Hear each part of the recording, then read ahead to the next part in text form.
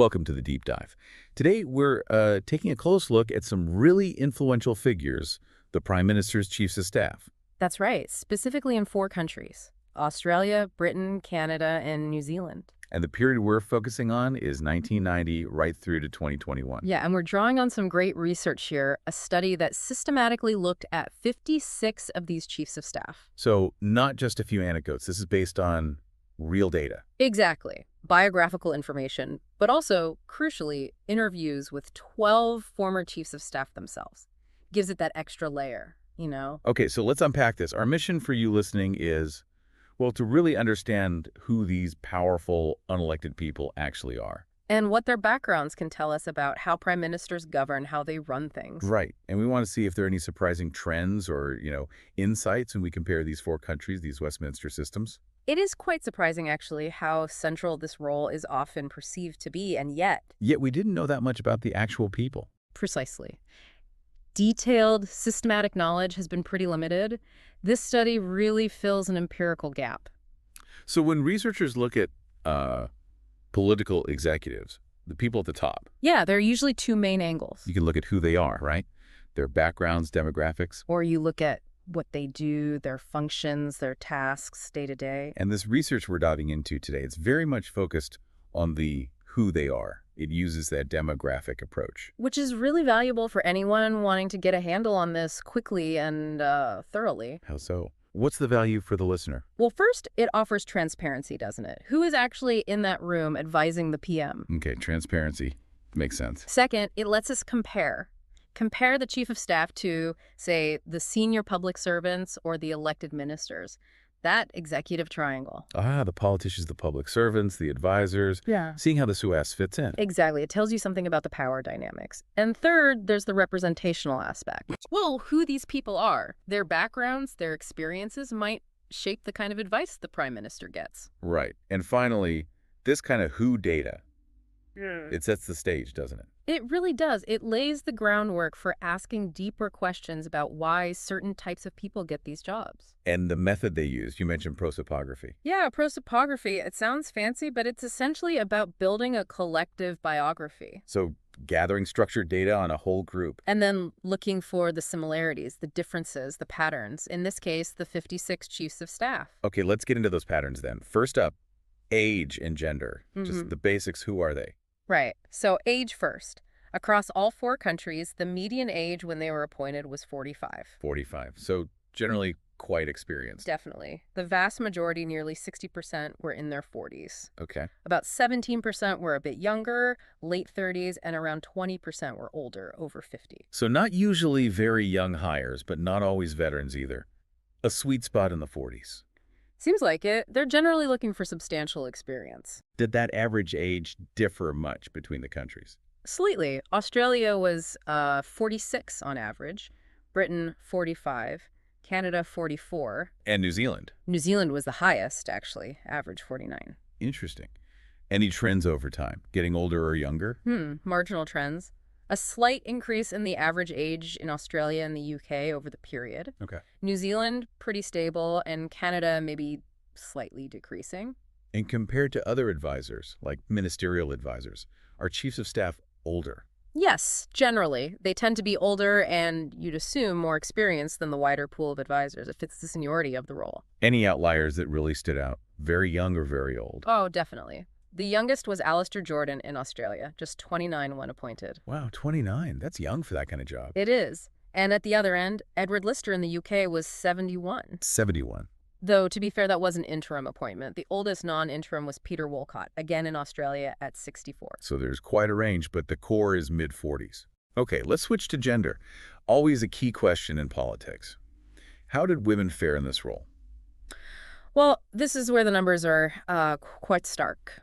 And frankly, pretty disappointing. How so? Only 14% of all the chiefs of staff in the study were women, just 8 out of 56. 13%. That's Yeah. low. Yeah. How did that break down by country? Australia had 3 women, Canada 2, Britain 2, and New Zealand just 1 across that whole period. So consistently low across the board. Does that mirror other senior roles? Yes, it does. Unfortunately, it's consistent with the underrepresentation of women we see in, say, cabinet positions and other very senior political staff jobs. Did the political leaning of the government make a difference? Left versus right? Interestingly, yes, but maybe not how you'd expect initially. Well, The major right-leaning parties actually appointed slightly more women co-S than the major left-leaning parties. 5 compared to 3. really? That is surprising. But was there more to the story, like how long they stayed? Ah, yes. That's the crucial bit. Tenure. Women appointed by left party governments stayed much longer. How much longer? The median tenure for women co-S under left governments was 58 months. Under right governments, it was only 14 months. Wow, 58 versus 14, that's a huge difference. Any examples? Yeah, the 2 longest-serving women in the whole data set, Heather Simpson in New Zealand and Katie Telford in Canada, both served left-leaning PMs for extended periods. And the shorter tenures under right parties. Any reason suggested? The study hints it might be partly down to political chance, Those governments sometimes face more instability, leadership changes, things like that, which cut the co-S tenure short. It wasn't necessarily about the individual's performance. Right, context matters. What about female prime ministers? Did they tend to appoint women as their chief of staff? Yes, that showed a clear link. There were 5 female PMs in the study period. Okay. And between them, they appointed 4 female chiefs of staff. 4 out of 5 female PMs appointed a woman, and the male PMs. There were 22 male PMs in the study. They appointed only 3 female co-S between them. Okay, so having a woman leader seems to significantly increase the chances of a woman getting that top staff job. It strongly suggests that, yes. The research doesn't claim this directly led to different policy outcomes, but it's a notable finding for understanding gender and party politics at the very top. Absolutely. Okay, let's shift gears a bit. Talk about this idea of career de-separation. What does that mean in this context? It's basically about the blurring lines between career public servants, the nonpartisan officials, and political advisors. The idea being that advisors are increasingly political animals, maybe without that deep public service background. Kind of, yeah. The thesis suggests a shift away from appointing public servants to these key advisory roles and towards people with more overt political or partisan backgrounds. So how do the researchers measure this? How do they categorize the chiefs of staff? They looked at their main professional experience before becoming chief of staff and whether they had a known party affiliation. They drew a line between partisan professionals, people who'd worked in roles like lobbying, government relations, policy advocacy directly for the party, stuff like that. Right, jobs closely tied to politics. Exactly. And career public servants, those who'd spent most of their careers in the non-political government bureaucracy. And what was the split? Who did PMs tend to prefer? Overwhelmingly, they preferred partisan professionals. 75% fell into that category. 3/4, so only 25% came from the career public service. That's right. It does suggest a real premium is placed on political skills, political loyalty maybe, for this particular role. Were there big differences between the countries on this? Yes, some quite significant ones. Canada was highest on the partisan professional side, 92%. Wow, almost entirely political backgrounds in Canada. Yeah. New Zealand was also high at 86%, Britain 79%. Australia was the lowest, but still a clear majority at 65% partisan professionals. So Australia used career public servants a bit more often than the others. Relatively speaking, yes. It seems the need for, let's say, political acumen and ensuring party unity is a major driver for choosing partisan professionals. But that 25% overall who were public servants, were there specific times or reasons they got appointed? Sometimes.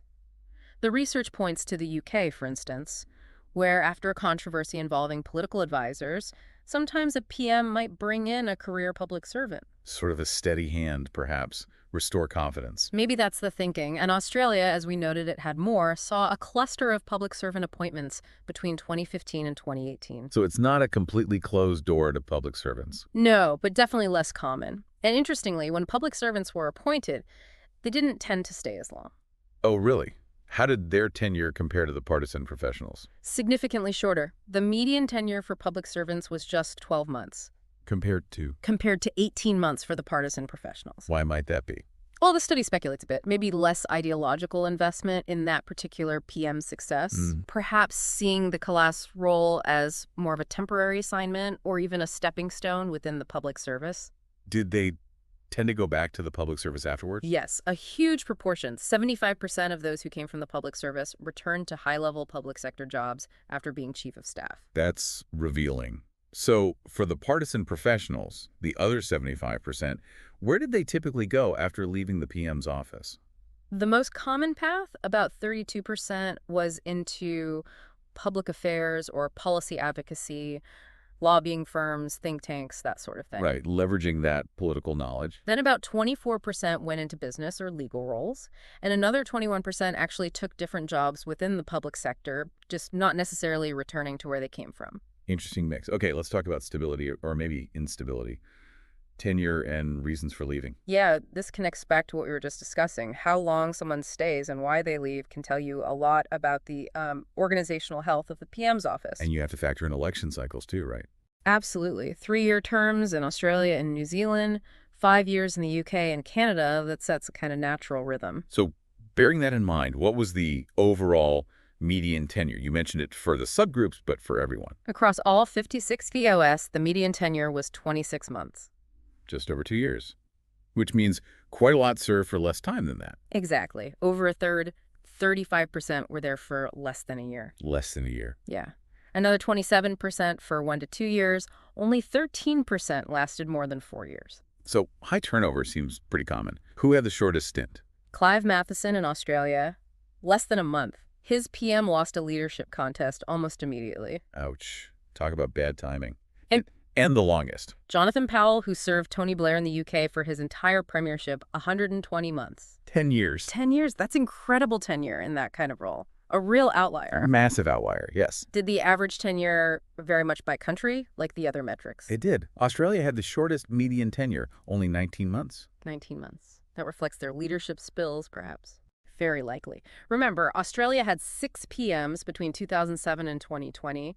Lots of change at the top means lots of change in the COS role. And the longest average tenure. New Zealand at 47 months. Much more stable leadership during the period studied meant COS often stayed longer. Any other interesting tenure cases? Well, there were 2 individuals, Wayne Eagleson in New Zealand and Don Russell in Australia, who actually served as chief of staff twice for different PMs or in different circumstances. Served twice. That's unusual. Loyalty or maybe just unique skill sets? Probably a bit of both. Shows they were highly regarded. Okay, so tenure is often quite short. What about why they left? Was it usually because the PM lost an election? That was a big factor, yes. About 40% left because the PM's time was up, election loss, resignation, whatever. 10 actually served the entire premiership. So leaving with the PM, you could see that as a kind of stable departure following the political cycle, Right, but that means 60% left midterm. which potentially signals more instability. Why did they leave? It was mixed. About 19% left because they accepted a new job elsewhere. Moved on to something else. Okay. Another 19% were pressured to resign or were dismissed. Pushed out. Any country stand out there? Canada actually had the highest proportion of those forced resignations or dismissals. Interesting. What else? About 12% left for stated personal reasons, and 10% were only ever in an acting or interim capacity anyway. So again, New Zealand sounds like the most stable based on departures. Definitely. In NZ, 71% of COS left only when the PM left, much higher than elsewhere. Whereas UK and Australia had more people leaving midterm for new jobs. And Canada had more of those less voluntary departures. Did the reasons for leaving change much over the 30-year period? The study didn't find a clear trend, no. It seems the mix of reasons has been relatively consistent over time. Right. Okay, last main theme, the revolving door. Looking at careers just before and just after the TOES job. Yeah, tracking that movement. Where did they come from immediately before and where did they go immediately after? So the job right before becoming COES, what was most common? By far the most common, 54%, was another political personnel role. Like what? Usually a ministerial advisor or working for the leader of the opposition. It was especially common in Australia and Canada. So it really does look like a political apprenticeship, climbing the ladder within political staffing? It supports that idea, yes. A kind of specialist tradecraft. What was the next biggest source? Public sector officials, about 21%, often senior people from Treasury or Foreign Affairs. Okay, but less common than the political roles. Much less common in the UK, Canada, and NZ. Australia, again, was a bit of an outlier. Using public servants more often here, too. 38% came from there. Reflecting maybe a slightly different relationship between the political office and the public service in Australia. Potentially, yes.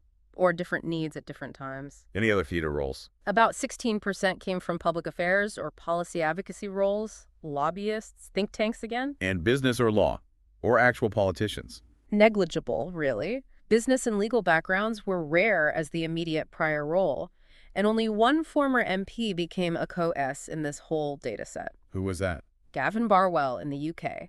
He lost his seat and then became Theresa May's chief of staff. Quite unusual. Very unusual. Okay, so that's where they came from. Where did they go immediately after leaving the PM's office? Well, excluding the current incumbents and the one person who served twice, the most common destination for 37%, was back into senior public sector roles. Back into the public service, even the partisan professionals. Yes, quite often. Things like heading government agencies, ambassadorships, serving on government boards. So the COCAS job is a pathway to top public service jobs. That seems significant. It is. It suggests the role provides experience and networks highly valued in the public sector, perhaps more so than for typical special advisors in the UK system, for example. What were the other main destinations? Public affairs and policy advocacy was next at 24%, moving into lobbying firms or similar organizations. Makes sense, using their connections and insights. Then 20% went into the business or legal sectors. And any becoming politicians themselves? About 12%, but often not through election. How then? In Canada and the UK, with their appointed upper houses, some former co-S were appointed as senators or lords. It seems like a potential reward pathway. Very few got elected to lower houses. So a lot of movement between politics, public service, and the private advocacy sectors. That revolving door seems quite active. It certainly does. Okay, let's try and pull this all together. If someone asked you for the key takeaways from this deep dive, what would you highlight? I'd say the profile is pretty clear. Typically male, mid-40s, usually coming in with significant partisan professional experience. But with some important caveats. Absolutely. Important variations between the countries: Australia using more public servants, Canada more partisan pros, New Zealand showing more stability, and variations over time, too. And tenure. Often quite short. The median of 26 months, and over a third lasting less than a year, points towards potential instability being quite common in PMOs. Which must have consequences for how government functions. You'd think so. And finally, that revolving door is very real. Significant movement between political roles, top public sector jobs, and the private advocacy world after they finish being co-S. So going back to that initial mission, understanding who these people are and what it tells us about governing. This data gives us a much sharper picture, doesn't it? It shows the kind of experience PMs tend to value political over bureaucratic, usually, and how that shapes the inner circle. And it leaves us with some bigger questions to ponder, doesn't it? Definitely. For everyone listening, maybe the final thought is this. Given these trends, the short tenures, the partisan backgrounds, the post-COS careers, moving between sectors, what are the real implications? Implications for things like policy consistency, if the top advisor changes every 2 years. Exactly. Or accountability. These are hugely influential unelected roles. And that revolving door, does it raise questions about potential conflicts of interest, moving between government and sectors they might have regulated or dealt with? Those are precisely the kinds of questions this data prompts. It sheds light on the who, which then makes us think much harder about the what and the why of how power operates at the center. Hopefully, this deep dive has given you some food for thought on the inner workings of government.